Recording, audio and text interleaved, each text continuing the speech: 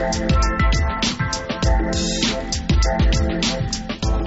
I'm Mike Isikoff, and this is Mark Hosenball. We're outside the Cell, a new museum exhibit in Denver, opening just in time for the Democratic National Convention, to educate the public about the threat of terrorism. It's one of the stranger exhibits that I think Democratic delegates will have an opportunity to visit. There's the terrorist groups that you've heard of, the terrorist attacks that you've heard of, like Al-Qaeda, like Timothy McVeigh in the Oklahoma City bombing. Then there's more obscure groups that you haven't heard of. There's a lot of information in there. It's very high-tech graphics. Also, there's a kind of scary exhibit where you walk in and it's like walking down the street of Denver, and then all of a sudden an explosion occurs. The question here is, what is the message that the exhibit is trying to tell delegates and members of the public?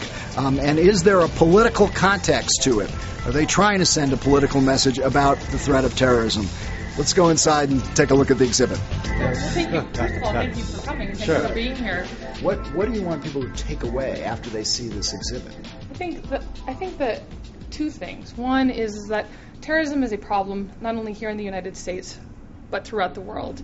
And that people can become involved in different community organizations that help counter the unfortunate tactic and trend that many organizations use to promote their political agenda. Is this like the world's first terrorism museum, as it were? Is that one way to describe it? This is actually it's an excellent way to describe it. Let's go.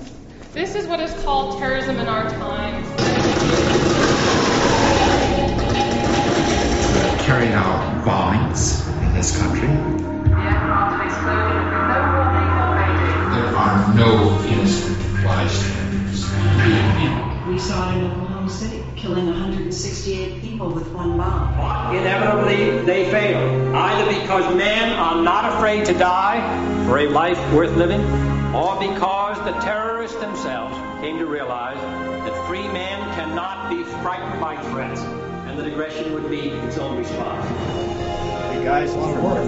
It's a lot of times. Yeah. This is the Eric Rudolph. No, this is the Eric. This is the Eric Rudolph. Yeah. And this is the Madrid bomb. Madrid bomb. Yeah.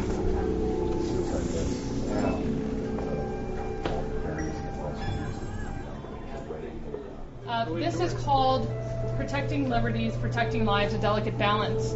And it's an interactive touch table screen in which people can go and spin the globe. I'm wondering if you really reflect that there's been controversy about, say, the Patriot Act and other steps that the government has taken to combat terrorism in the wake of 9/11, such as warrantless wiretapping and other measures that people have felt have gone too far in infringing on civil liberties.